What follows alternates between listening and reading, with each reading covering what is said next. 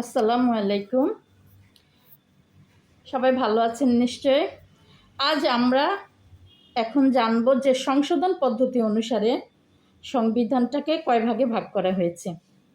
সংশোধন পদ্ধতি অনুসারে সংবিধানকে দুই ভাগে ভাগ করা হয়েছে। একটা হচ্ছে সুপরিবর্তনীয় সংবিধান, আরেকটা হচ্ছে দুষ্পরিবর্তনীয় সংবিধান। সুপরিবর্তনীয় সংবিধান কি সেটা আমরা জানি। সাধারণত যে সংবিধান সংশোধনে আইনসভা সাধারণ আইন প্রণয়ন পদ্ধতি অনুসরণ করে বা সংশোধন পরিবর্তন সাধন করতে পারে তাকে সুপরিবর্তনীয় বা নমনীয় সংশোধন বলা হয়।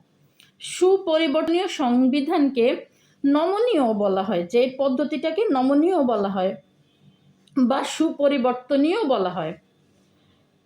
বিশেষ কোনো পদ্ধতি ছাড়া সাধারণ আইন পাশের মতো পদ্ধতি অনুসরণ করে যেই সংবিধান সংশোধিত হয়, মানে বিশেষ কোনো পদ্ধতি অনুসরণ করতে হয় না, কোনো জটিল বা কোনো কঠিন নিয়ম পালন করতে হয় না। সাধারণ আইন যেভাবে গড়ে ওঠে বা তৈরি করা হয় ঠিক একইভাবে সাধারণ আইনের মতো করেই তৈরি করা হয়, যার ফলে এটাকে সুপরিবর্তনীয় সংবিধান বলা হয়।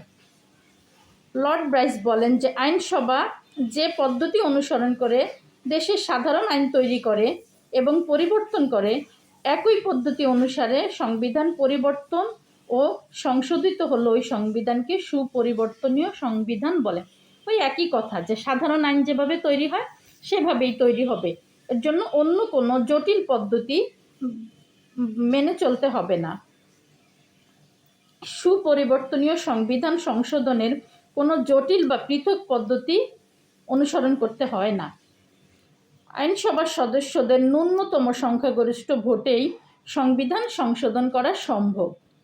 এই সংবিধানে সাধারণত শাসনতান্ত্রিক আইন অনেকটা সমপর্যায়ভুক্ত। বলেছে যে এটা সাধারণ ও শাসনতান্ত্রিক আইন অনেকটা সমপর্যায়ভুক্ত, মানে একই মর্যাদার, একই সমান। যুক্তরাজ্য ও নিউজিল্যান্ডের সংবিধান সুপরিবর্তনীয় সংবিধানের প্রকৃষ্ট উদাহরণ। এটা হচ্ছে যে যুক্তরাজ্য এবং নিউজিল্যান্ডের সংবিধানটা হচ্ছে সুপরিবর্তনীয় সংবিধান। আমরা কি জানলাম যে সুপরিবর্তনীয় সংবিধানটা কি, আমরা জানলাম কোন কোন দেশ এই সুপরিবর্তনীয় সংবিধানের আওতায় তাদের সংবিধানকে পরিবর্তন করে। তাহলে আমরা আজকে যা জানলাম যে সংবিধান সংশোধন পদ্ধতি অনুসারে কয়টা ভাগ করা হয়, কয়ভাবে করা যায়, দুইভাবে করা যায়, একটা সুপরিবর্তনীয়, অন্যটা দুষ্পরিবর্তনীয়। আমরা পরবর্তী ক্লাসে দুষ্পরিবর্তনীয় সম্পর্কে জানব। সবাই ভালো থাকবেন, ধন্যবাদ, আসসালামু আলাইকুম।